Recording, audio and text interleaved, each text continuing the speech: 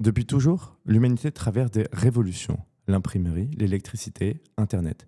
À chaque fois, nous avons dû apprendre, douter, résister, parfois, puis finalement s'adapter.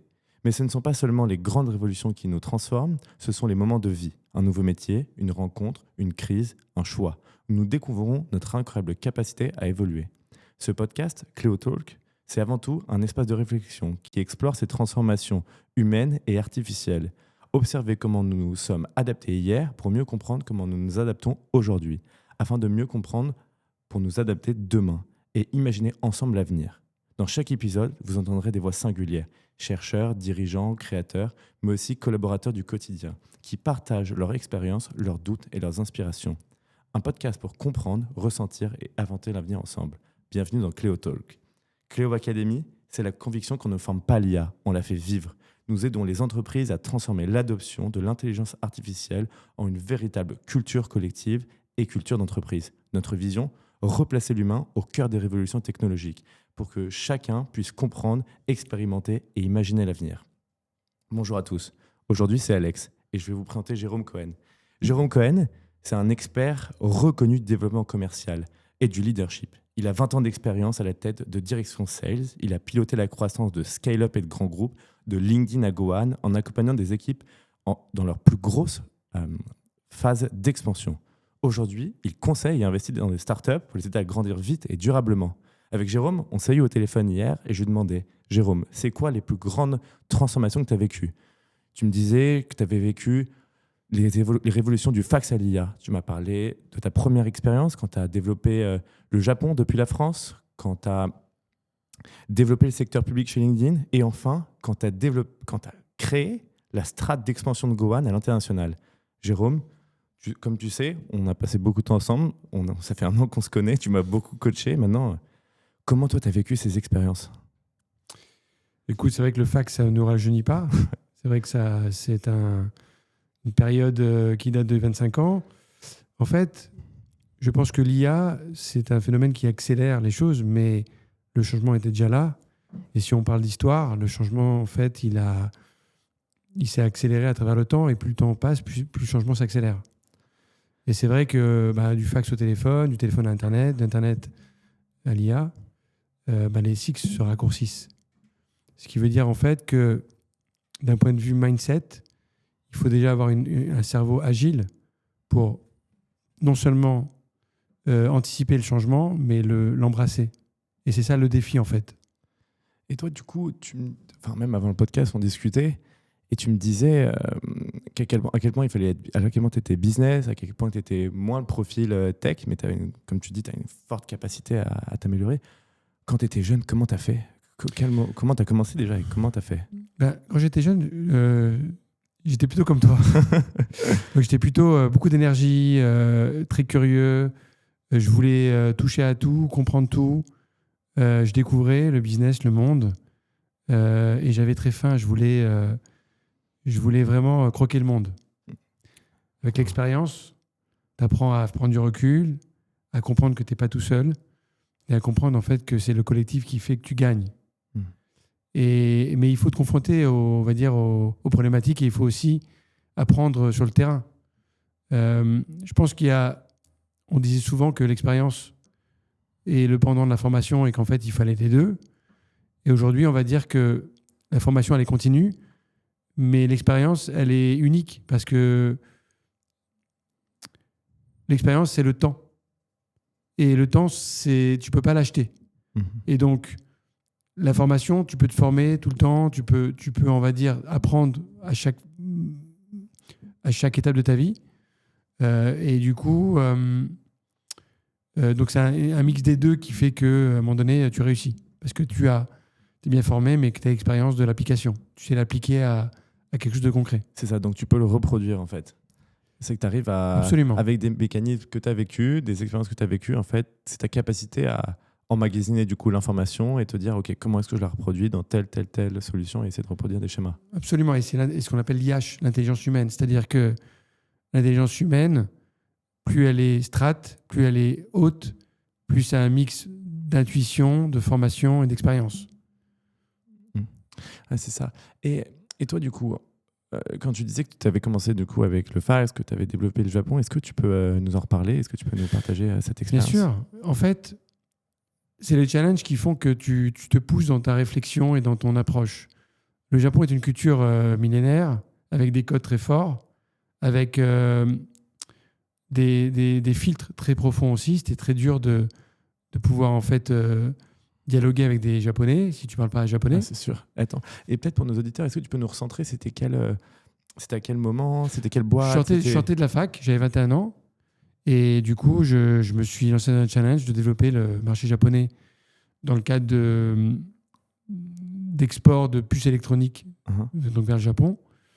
Et c'est vrai que je me suis vite confronté à la problématique de la langue. C'est sûr. Voilà, je parle pas japonais, je mandarin, je parle japonais.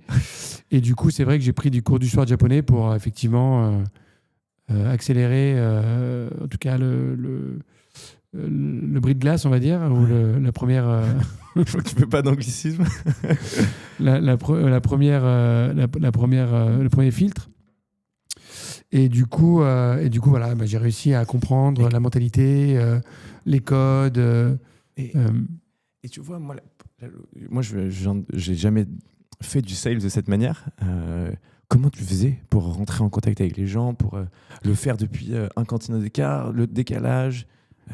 Comment tu as fait? Donc déjà, je me suis toujours intéressé aux gens. En fait, le fil conducteur d'une carrière, on le voit, plus on avance, plus on le voit. Et j'ai toujours aimé les gens. Et je me suis toujours intéressé à leurs besoins, à leurs us, à leurs coutumes, à leurs envies. Et du coup, pour répondre à ta question, voilà, j'ai su m'adapter en fait à un contexte. Là, c'est le Japon, mais ça aurait pu être les États-Unis, ça aurait pu être l'Afrique. En vrai, c'est un challenge comme un autre, avec ses complexités, mais aussi avec ses avantages. Le Japon étant un très gros marché, et à l'époque, en 2000, c'était vraiment c'était la deuxième ou troisième puissance économique au monde. Ouais, c'est sûr. Ça doit être.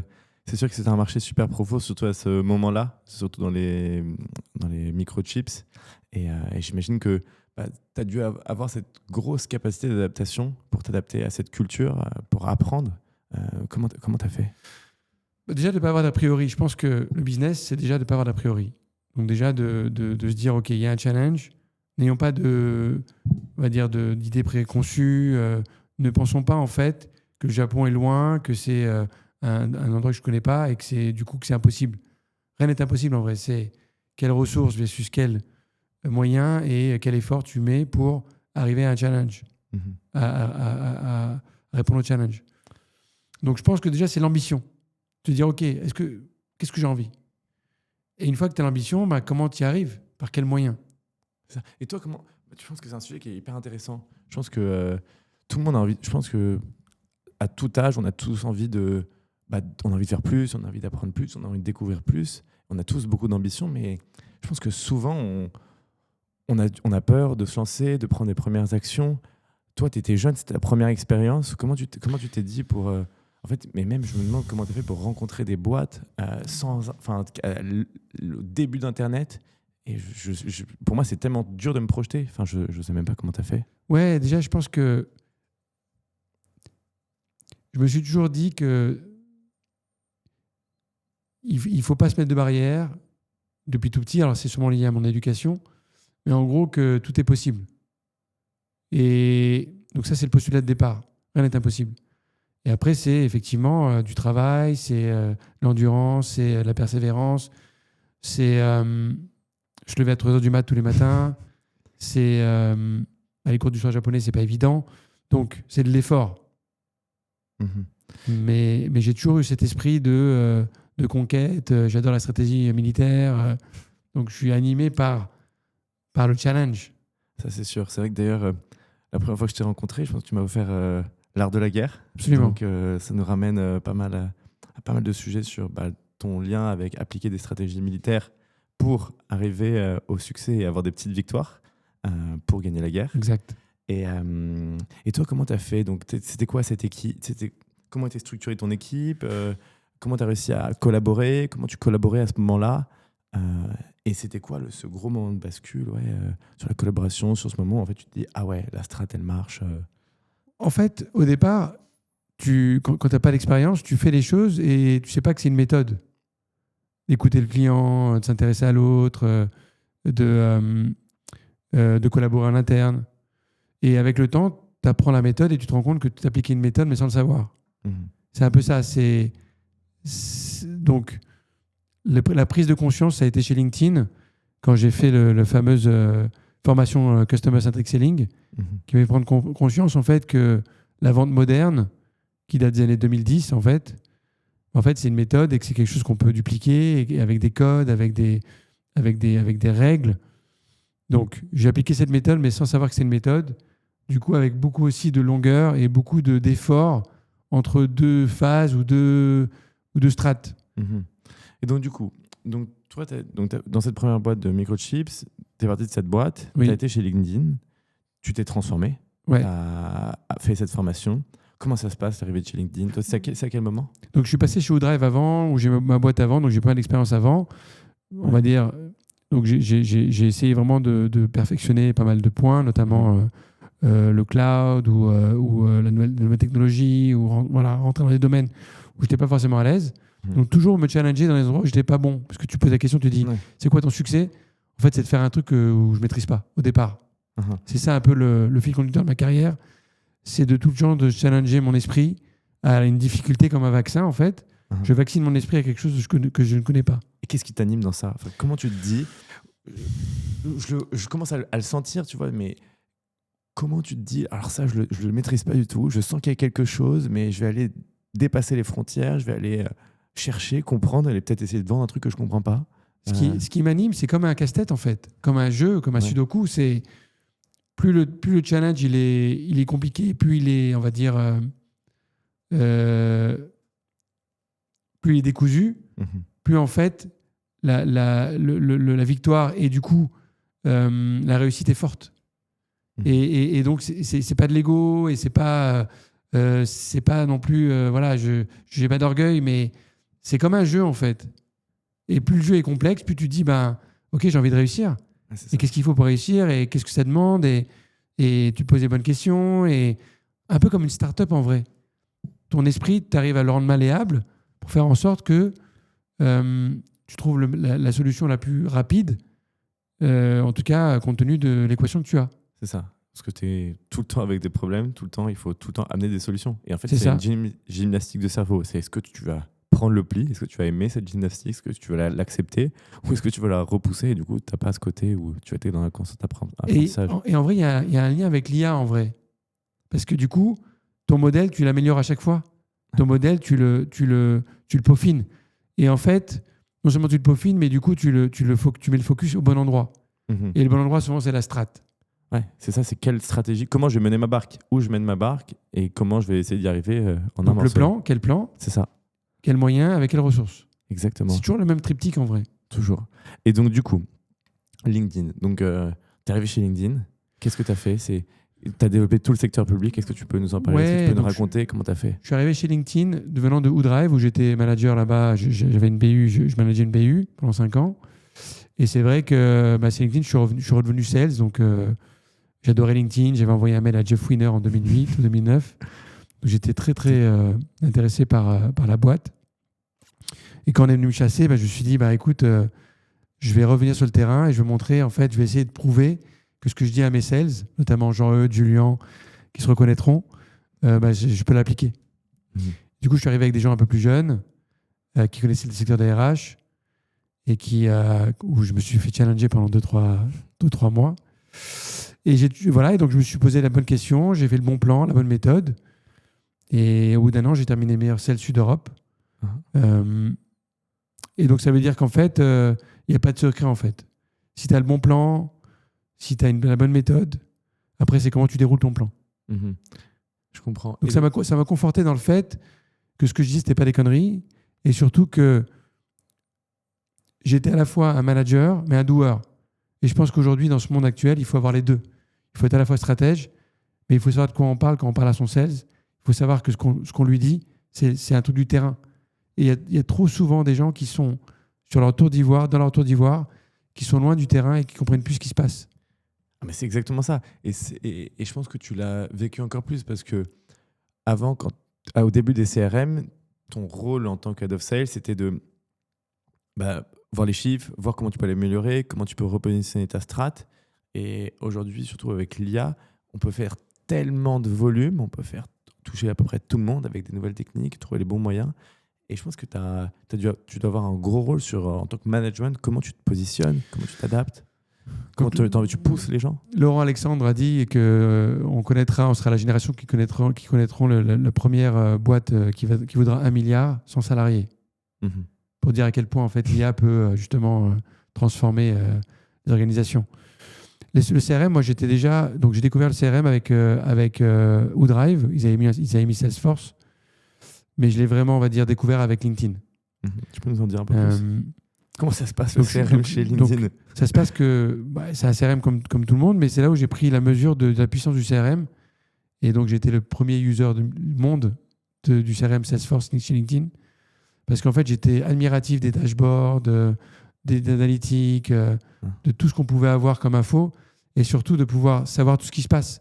Parce qu'en fait, le business, c'est aussi de se benchmarker, de comprendre ce qui marche, ce qui ne marche pas, donc d'analyser, de rendre l'IH dans toutes ces datas et de séquencer, de dire voilà, comment je peux répliquer ce qui marche aux US, comment je peux répliquer ce qui marche dans d'autres BU, et en fait, de tout de suite faire un call to action. Et la première question qui me vient en tête, c'est déjà comment tu as pris en main, la première fois que tu as eu ce souci, comment tu l'as pris en main? Comment tu t'es dit, je vais pouvoir appliquer telle stratégie? Quand tu as donné l'outil, mais tu t'es dit, mais tu as dû te dire déjà que c'était phénoménal, que tu allais pouvoir faire beaucoup plus. Mais quel était ton premier moment? Mon premier réflexe, j'ai pensé à Zunzu, parce que tu me dis le lien.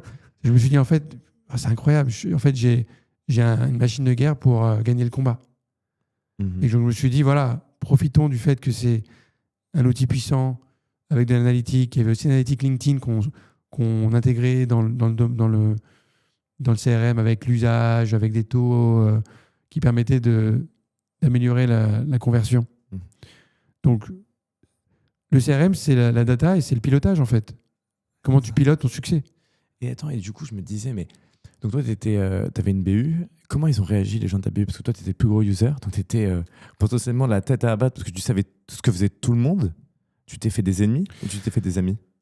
Pas forcément des ennemis, je dirais pas forcément des amis non plus, mais je dirais en fait, ils m'ont pris pour un ovni parce que c'est vrai que j'ai toujours eu un profil un peu atypique, en vrai aussi. Ouais. J'ai toujours eu un œil disruptif je voyais un truc que les autres ne voyaient pas.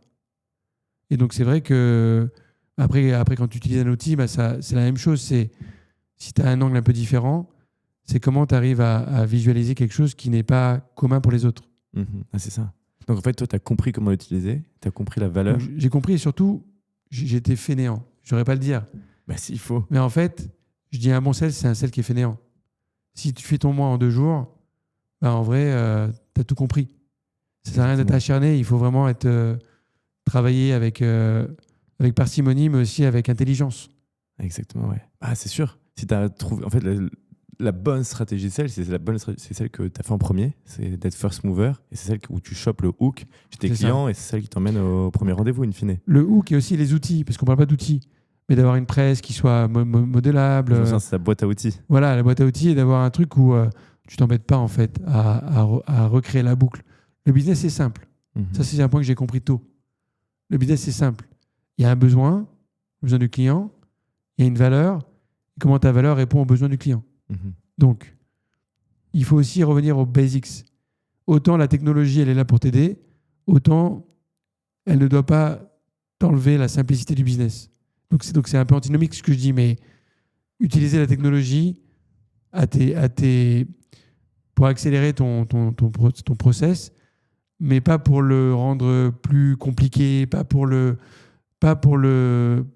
t'embrouiller. Évidemment, c'est sûr. Et comment tu as fait, toi, parce que du coup, arrivé du CRM, tu as ta boîte à outils, j'imagine, en tout cas, j'espère que tu l'avais, Ouais. tu as déployé. Et comment tu as fait pour pas te défocus, donc te déconcentrer du centre même, alors que tu as des chiffres, du reporting, tu disais que tu adorais des dashboards, tu étais le plus gros user.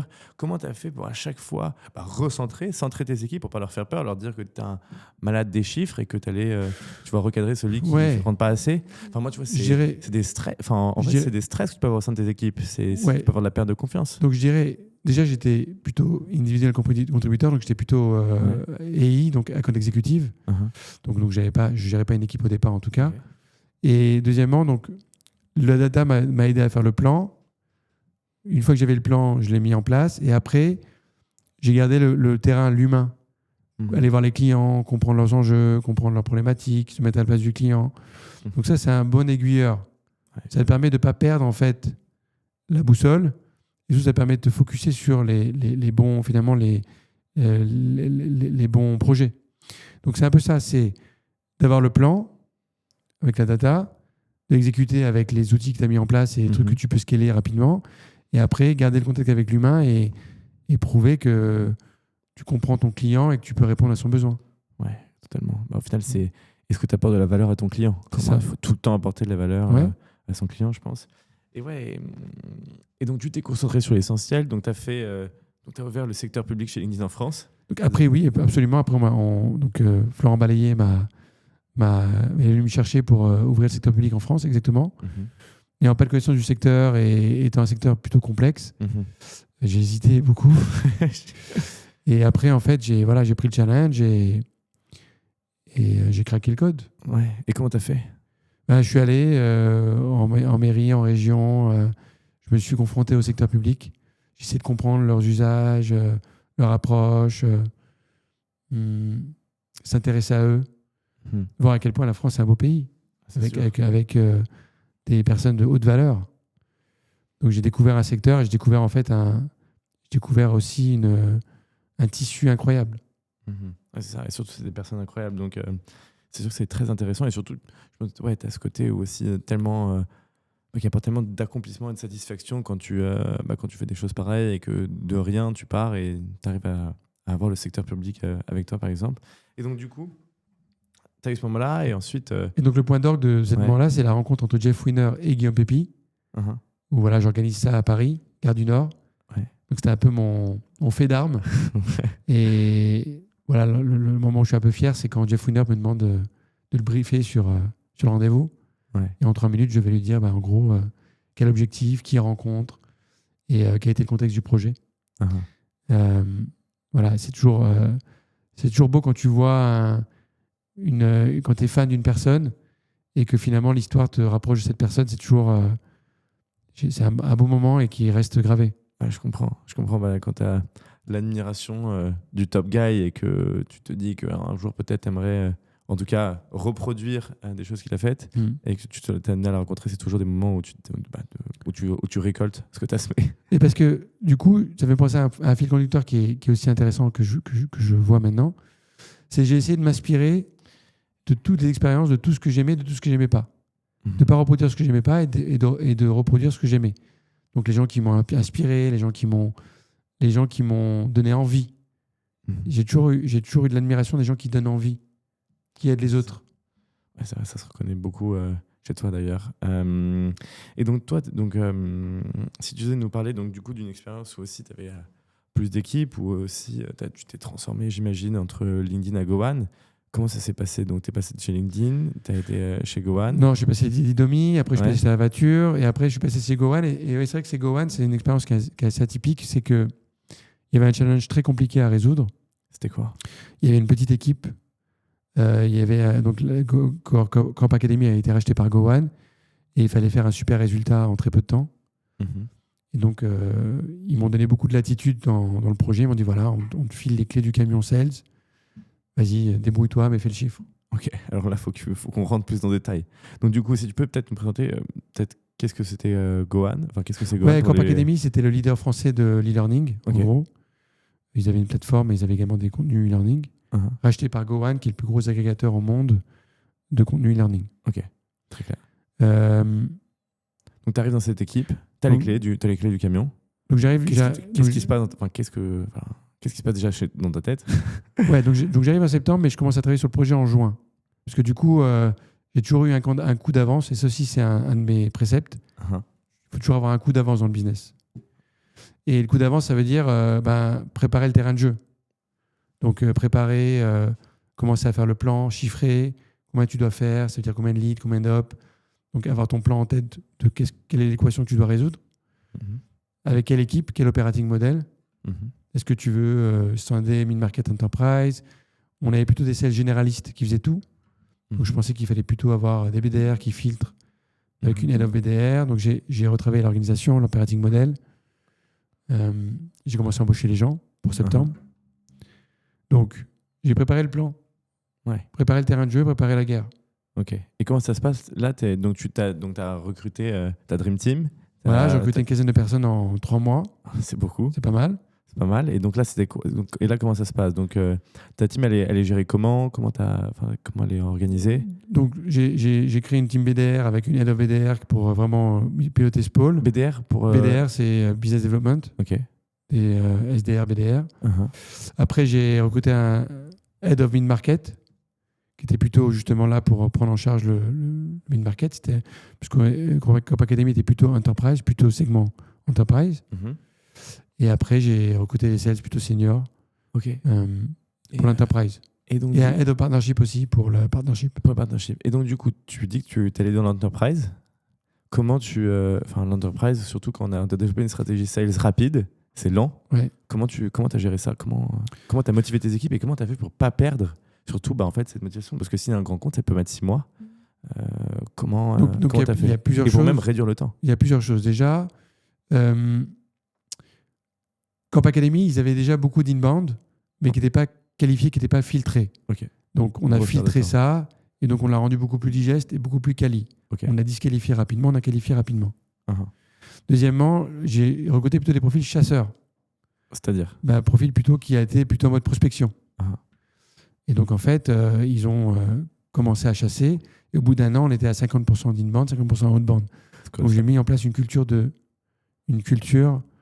la chasse. Ok. Comment il a fait il faisait quoi? Du calling, du Des mailing? séquences, LinkedIn, des événements. Il y a plusieurs manières de le faire. Ah, ok. Mais Et tu poussais le c'était une contact motion. humain aussi?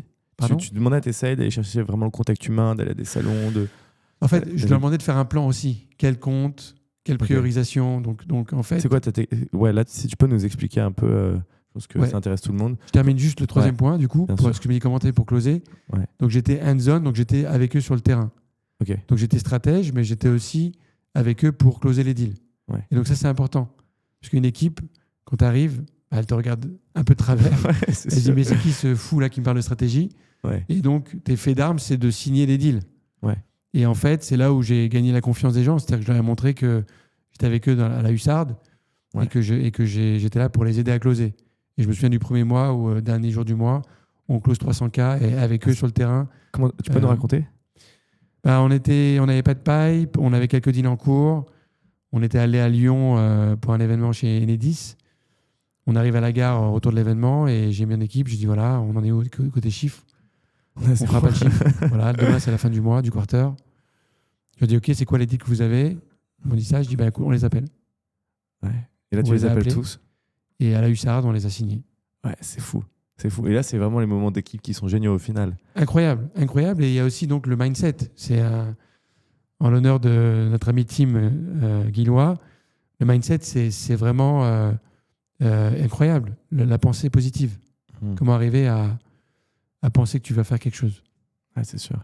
Ouais, c'est sûr. Et surtout que en tant que manager, et aujourd'hui surtout encore plus, en fait, il faut réussir à driver ses équipes pour jamais qu'elles abandonnent au final, parce qu'il te faut le dernier petit kilomètre pour au final les signer et en fait prendre ton épée et aller chercher tout le monde jusqu'au bout quoi, au final. Ouais.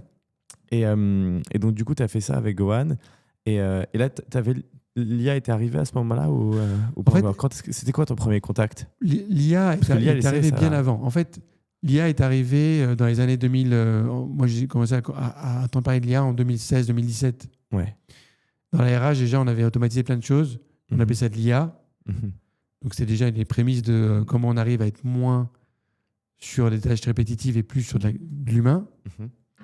Moi, j'avais fait une formation à Stanford sur l'IA en 2020. Ok, ouais. Donc, je m'étais déjà intéressé à l'IA avec le user experience, Ouais. l'expérience utilisateur. Donc, l'IA, en fait, ça fait longtemps que ça existe. On va dire le game changer, c'est la capacité de calcul et c'est le fait qu'on a développé des IA verticalisées. Mhm. Là où avant, c'était plutôt accélérer des choses ou améliorer l'efficacité. Mhm. Ouais, je comprends. Et surtout, c'est ça, c'est que au final, et en plus, quand tu découvres ça, tu te dis, mais je peux l'appliquer à pas mal de choses dans lesquelles je fais. Et surtout, toi, tu as eu encore une fois cette envie d'apprendre, cette envie de te transformer. Est-ce que tu as eu, pareil, un moment de bascule quand tu as eu ce premier contact? Je dirais, il y a un phénomène de mode. Donc oui, forcément, il y a un moment donné où tu te dis, voilà, on parle d'IA, c'est quoi, essayer de comprendre. Ça n'a pas vraiment changé ma manière de faire parce que j'ai toujours été fainéant. Donc j'ai toujours voulu utiliser ce qui marchait et ce qui permettait de passer moins de temps sur l'opérationnel ou sur les parties un peu, justement, répétitifs. Mhm. Et donc, quand j'ai vu l'IA, j'ai dit, bah, dis donc, en fait, je peux faire un truc que je fais en une demi-heure, où je passais 3 heures à faire une presse. Maintenant, en une demi-heure, je fais une presse avec Gamma ou avec Genspark. Mhm. Donc, en fait, ça m'a fait prendre conscience encore que je peux encore passer moins de temps sur l'opérationnel et encore plus sur la strat.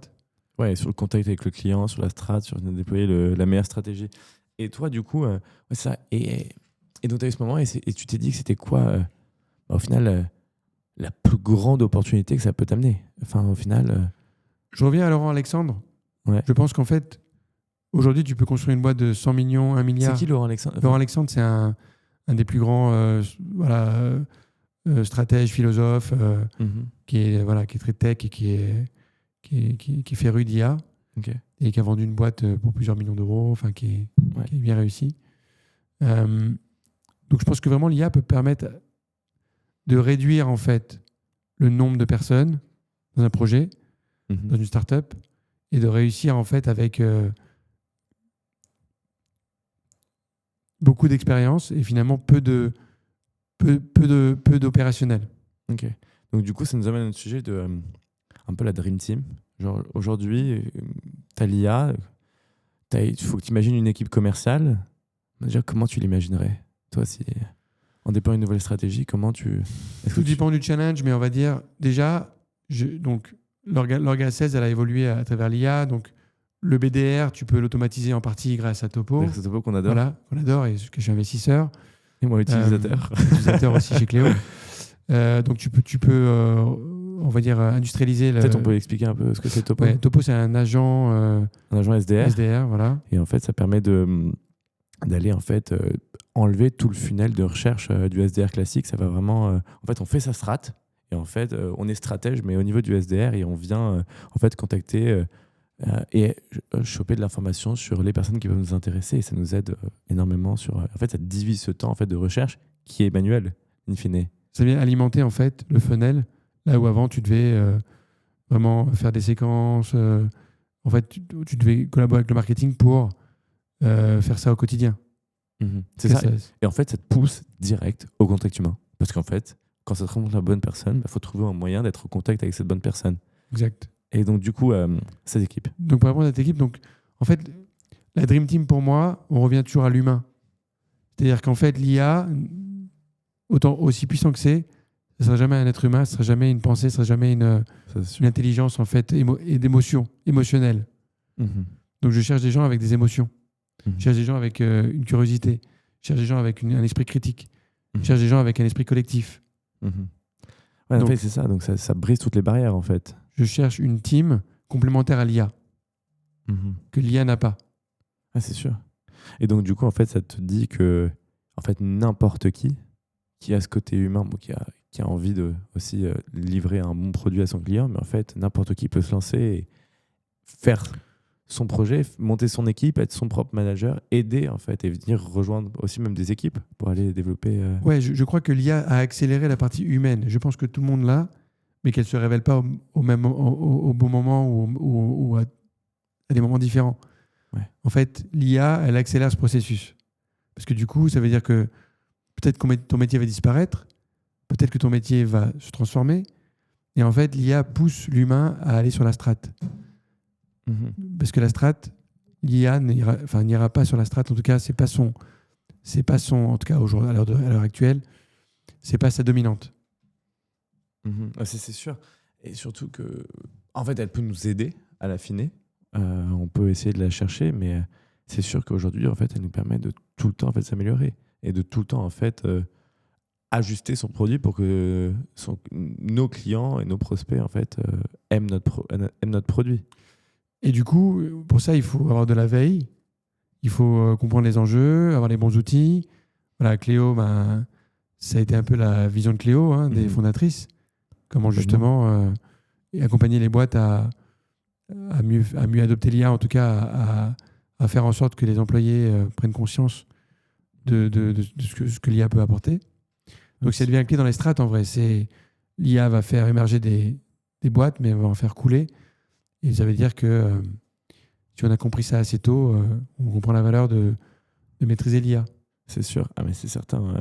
Aujourd'hui, si tu ne vis pas l'IA et que tu ne te dis pas que tu vas t'en servir pour faire mieux, pour faire plus, ça ne va pas te remplacer. Au final, tu feras toujours mieux. Ça te donnera plein de différentes manières. Toi, comment tu conseillerais aujourd'hui des sales, des managers, enfin même tout le monde, pour garder son esprit critique face à l'IA? Enfin, moi le premier. Je suis le premier à... Je suis un flemmard aussi. Je suis le premier à me dire j'ai telle chose à faire. Je vais pas me dire comment je vais le faire moi, mais plutôt comment l'IA va m'aider à le faire. Et donc du coup, parfois tu te lances dans ton truc et tu te dis et tu te fais même plus réfléchir. Tu es juste dans cette capacité de faire un max de volume. Mais en fait, comment tu reviens sur ce truc normal où tu te dis mais non, en fait, je veux juste avoir un contact humain et du réseau au final. On parle beaucoup de FOMO en fait.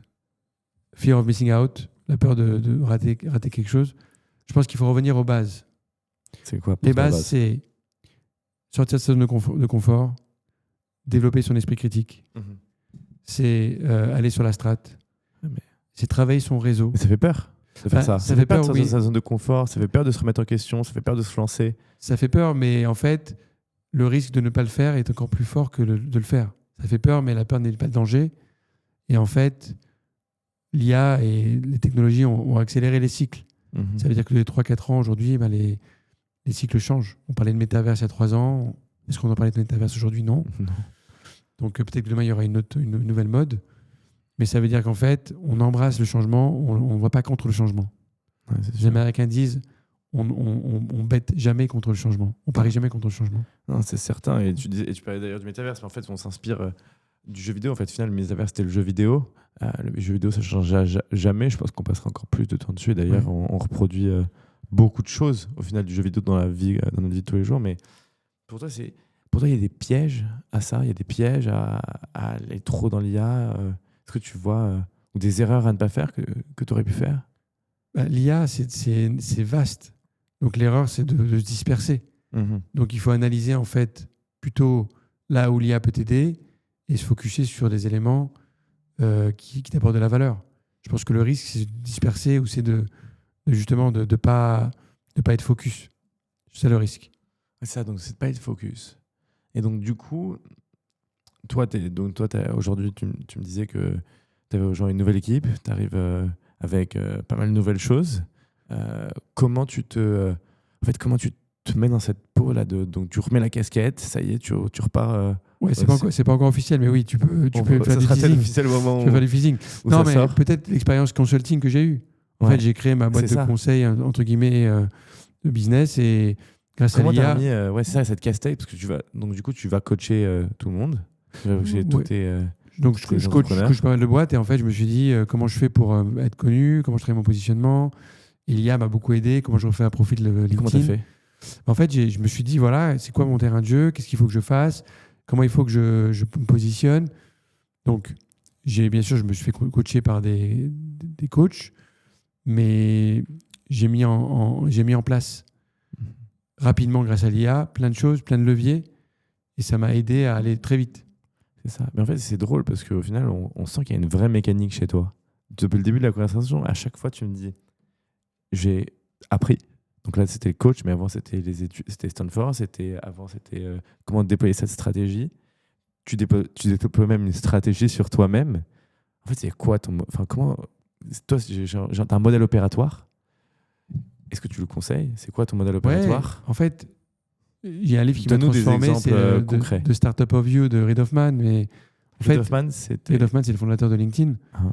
Donc en fait, je marche un peu comme une startup en vrai. Je construis les fondations, je comprends le projet et je t'es scale. humain. Comment Côté- tu fais? Enfin, donne-nous des exemples. Les exemples, sur le consulting, je t'ai dit, voilà, c'est toujours le même plan, toujours la même logique, c'est le plan, et ça ne donne pas de l'IA en fait. Quand Dieu il a créé la Terre, il a fait un plan avant. C'est ça. Donc en vrai, ça remonte à très loin. La notion de création, la notion de plan, elle est militaire aussi. Les grands militaires ont fait des plans avant d'aller. Napoléon il avait ses plans avant d'aller à Austerlitz. Donc en vrai, j'ai pas réinventé la boucle. Je me suis juste adapté au monde d'aujourd'hui, c'est-à-dire faire le plan et exécuter vite avec les bonnes personnes. Donc c'est ça en fait. Et c'est une aventure humaine au final. Et en vrai, c'est super simple. Parce que on dit oui, Jérôme, etc. Mais non. En vrai, je suis resté simple dans mon modèle. Un modèle qui marche, c'est d'avoir le bon plan, d'avoir la bonne équipe et de l'exécuter. Donc, c'est le plan. Au final, c'est la strat. Et comment je vais prendre tous les éléments autour de moi pour aller réussir ce plan au final. Ouais, un objectif, c'est le plan. Et au final, L'objectif, quel plan et avec quel moyen. Exactement. Et au final, on voit que ça marche. Et donc, toi, on a parlé de tes plans. On voit que ça aide. Moi, j'ai énormément appris de toi personnellement. Enfin, j'adapte mon plan aussi. J'essaie d'apprendre en tout cas. Et toi, donc ça, c'est le long terme. Mais au quotidien, comment ça se passe chez Jérôme Cohen? Comment Jérôme Cohen, il évolue au quotidien, donc c'est la curiosité d'aller dans les endroits où je suis pas à l'aise, de rencontrer des gens que je connais pas, de benchmarker continuellement ce que je fais, d'investir dans des boîtes aussi pour me challenger sur les technologies. En fait, c'est un mix de... et d'ailleurs, Cléo, c'est le bon exemple. Hein. Cléo, je vous ai accompagné au départ. Évidemment. Vous ne connaissez pas, il n'y avait pas de projet, pas de produit. Et en fait, j'étais curieux de comprendre comment deux personnes brillantes avaient un beau projet et qu'est-ce qu'elles voulaient en faire. C'est sûr, les filles, elles rebondissent très vite et à chaque fois, on arrive à trouver le bon produit pour nos clients qui essayent un maximum de répondre aux besoins du moment. Et donc, en fait, ça permet de faire aussi évoluer parce que toi, tu vois, en fait, tu t'alimentes pour évoluer. Au final, tu t'alimentes de l'extérieur pour constamment évoluer. Vraiment comme l'IA, on revient toujours à l'IA, mais l'IA, en fait, c'est un domaine qui s'améliore tout le temps et l'intelligence humaine aussi, elle s'améliore. Et en fait, si tu arrives à contrôler, maîtriser l'IA et à l'utiliser à bon escient, en vrai, ton modèle, il est vachement vertueux. Donc, moi, je ne prends pas comme une menace, je prends comme un atout, en vrai. Là où avant, j'avais besoin d'une équipe de 100 personnes pour faire ce que j'ai envie, là, avec 10-15 personnes, je peux faire beaucoup plus qu'avec une grosse équipe d'époque, entre guillemets. Ouais, c'est ça. En fait, c'est ça qui te fait... En fait, toi, sortir de ta zone de confort, au final, c'est ce qui te fait évoluer tout le temps, en fait. Et t'as pas peur de ça, en fait. Non, j'ai pas peur parce que je suis un créatif aussi. On l'a pas évoqué là. Alors, mais créatif, c'est-à-dire que oui, je pense que le business, c'est la créativité en vrai. C'est-à-dire créatif, c'est-à-dire qu'il faut toujours avoir un temps d'avance, il faut toujours benchmarker, il faut toujours aller dans les endroits où les autres vont pas. Donc c'est comme un artiste. On dit la vente, c'est simple. C'est pas simple. C'est pas simple. C'est simple si tu veux des résultats médiocres, moyens. Mais pour faire de la vente complexe, il faut énormément de créativité, il faut énormément de compréhension du client, il faut être téméraire quelque part, il faut prendre des risques. C'est ça, en fait, il faut être constamment en train de challenger ce qu'on fait tous les jours, en fait. Tout le temps. Tout le temps. Et c'est ça qui est dur, parce que surtout quand ça marche, toi tu l'as vu, quand ça marche fort, c'est dur de se remettre en question pertinemment. Et j'ai quitté mes boîtes souvent quand ça marchait le plus fort. Alors ça, en fait, je me dis qu'il faut toujours partir quand l'histoire est belle. En fait, il ne faut pas attendre que l'histoire elle se sclérose pour partir. Donc je me suis toujours dit, Jérôme part quand tu es au top. Pour tout le temps rester au top. Pour en fait fermer une page et en ouvrir une autre.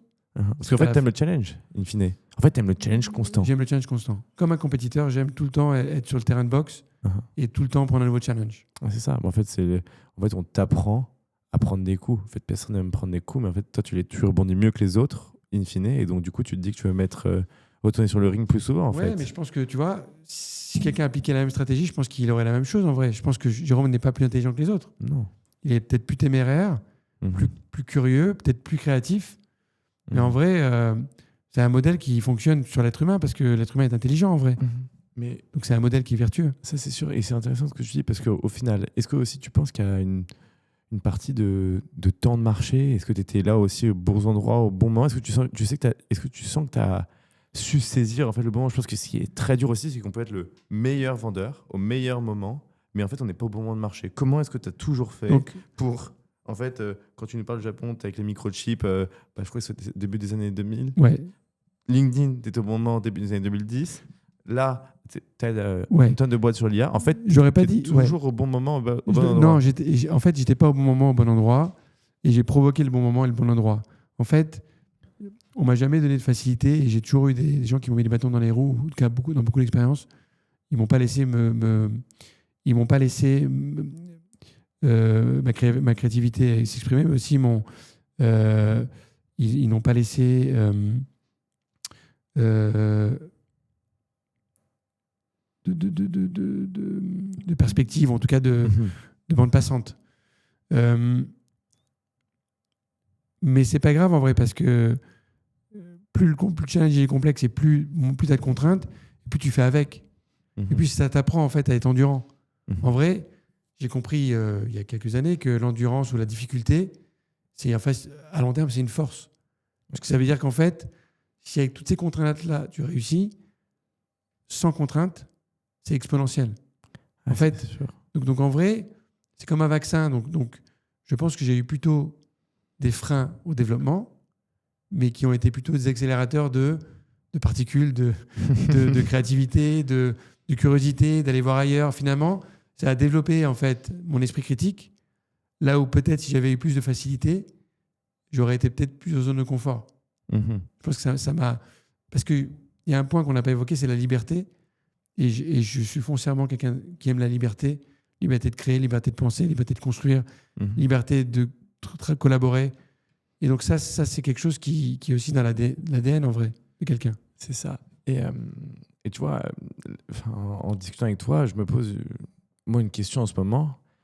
Et je pense qu'il y a un très gros lien avec la transformation. Et ce qu'on vit en ce moment, c'est qu'aujourd'hui, avec l'IA, on peut faire plein de choses. On va beaucoup plus vite quand on s'en sert tous les jours.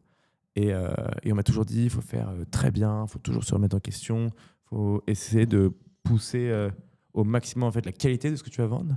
Mais aujourd'hui, est-ce qu'on est dans un moment où on se dit, en fait, on ne fait pas du volume?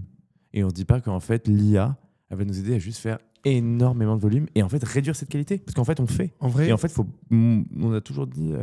et en fait, je pense qu'à un âge, tu te rends compte qu'il faut faire des actions. Et en fait, aujourd'hui, tu te dis, est-ce que je fais 1 million d'actions ou est-ce que je fais 1, 2 ou 3 très fortes? En vrai, c'est un point capital. Je pense que l'IA, c'est pas le volume, c'est la qualité.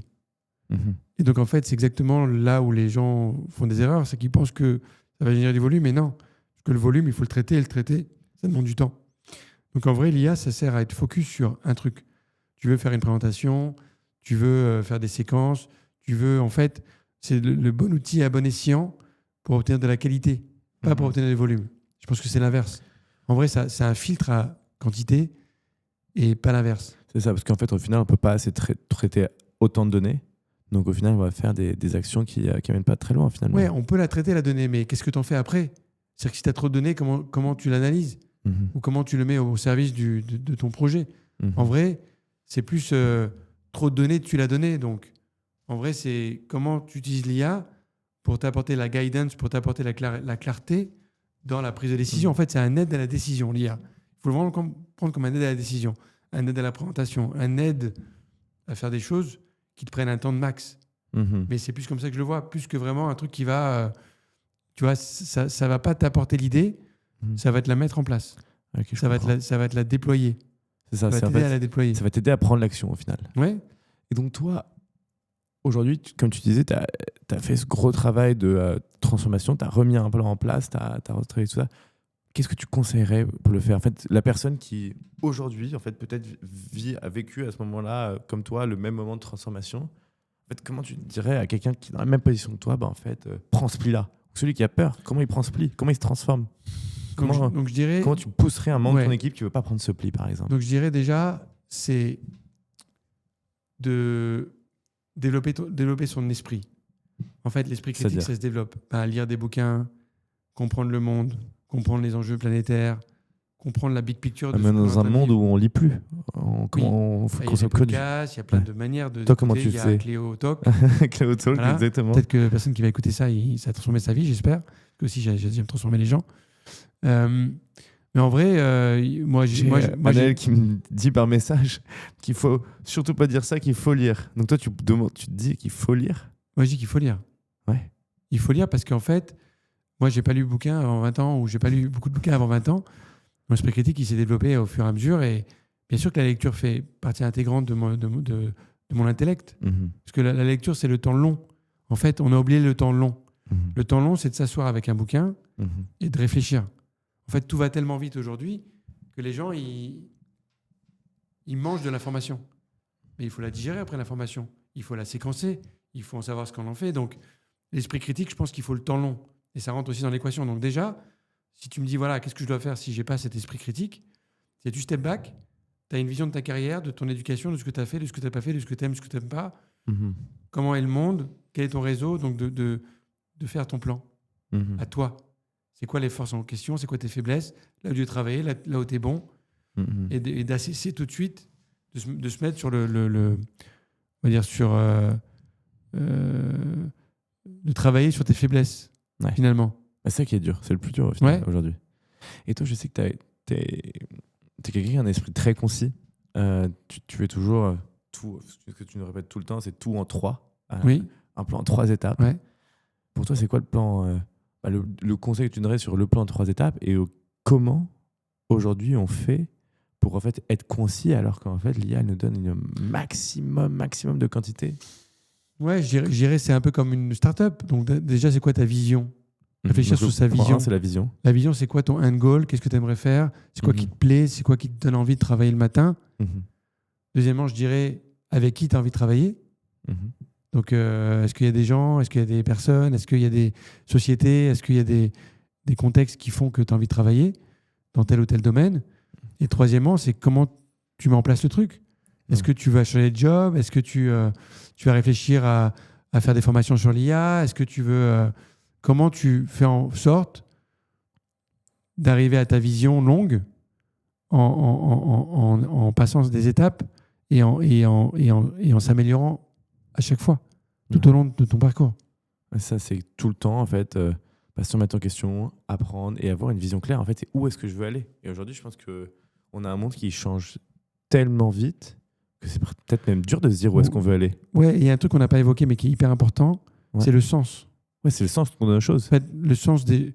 Oui, mais surtout le sens, C'est-à-dire, donner un sens à son travail, donner un sens à sa vie, donner un sens à ce qu'on fait. En fait, je pense que les gens, ils ont perdu le sens. Le sens, ça veut dire qu'en fait, il y a des gens qui travaillent pour manger, il y a des gens qui travaillent parce qu'ils n'ont pas le choix, il y a des gens qui travaillent parce que... Donc, ils manquent de sens et ils ne sont pas heureux dans leur vie. Mhm. Et je pense que le challenge de ce monde-là, c'est de trouver son sens. Mhm.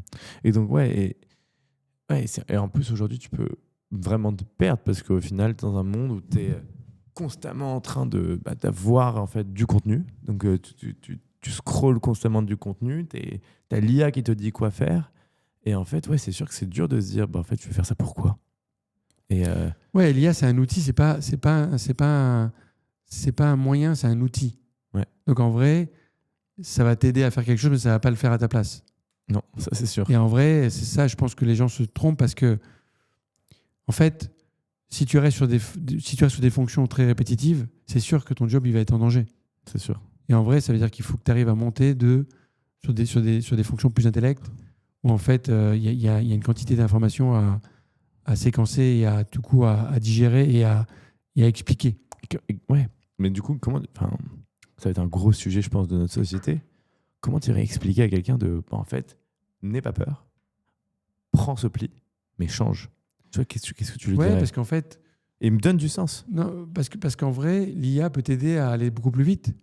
Donc en fait, la peur de ne pas y arriver, avec l'IA, elle se réduit parce que tu as accès à l'information rapidement, tu peux la séquencer, tu peux utiliser les bons outils. Donc en vrai,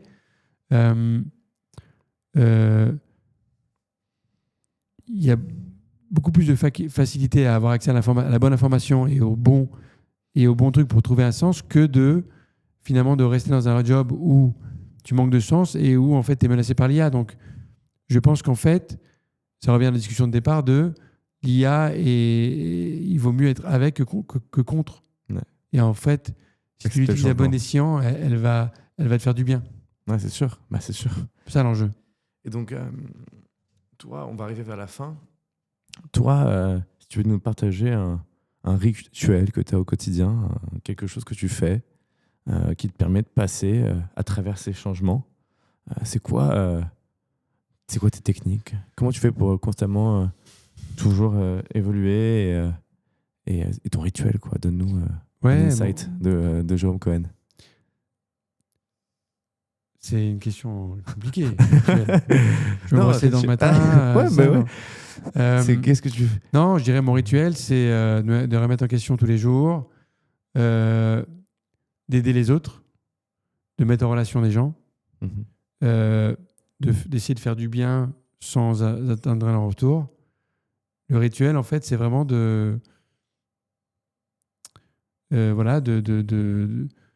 d'essayer de mettre en place le plan que j'ai besoin pour les boîtes que j'accompagne ou pour mon plan à moi, et de le faire avec des gens que j'apprécie et sur lesquels j'ai envie de bosser. Je pense que le plan, c'est toujours faire des plans longs, mais ne pas oublier le court terme aussi. Il y a le plan long, mais il y a le plan court, c'est tous les jours, qu'est-ce que tu fais, comment tu te comportes avec les autres, quel est le quotidien, comment tu peux intervenir, etc., etc. Donc c'est à la fois travailler sur la vision longue, tout le temps, la retravailler, et derrière de toujours affiner le plan.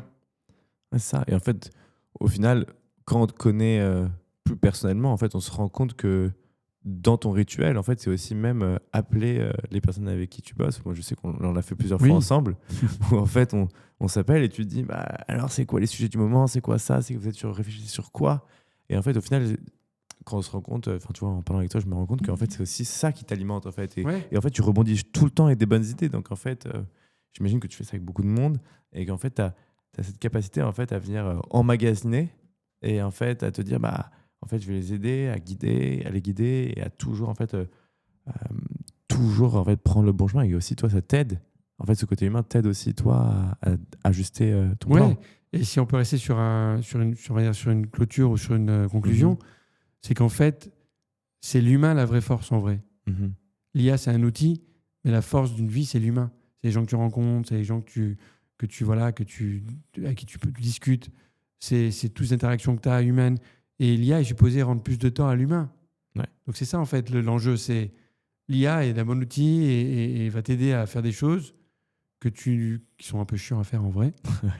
Et sur lequel, en fait, tu peux te concentrer sur plus d'interactions humaines et sur lequel tu peux plus jouer collectif, en final. Ouais. Ça, la conclusion. Au final, c'est de s'alimenter un maximum et de réfléchir et ensuite exécuter avec une partie d'IA. C'est ça. Bah, écoute, Jérôme, c'était un plaisir. Pareil. C'était génial. On a exploré pas mal de sujets. Ouais. Et belle fin de journée. Merci. Et on se parle bientôt. Merci. Merci, Alexandre. Ciao, ciao.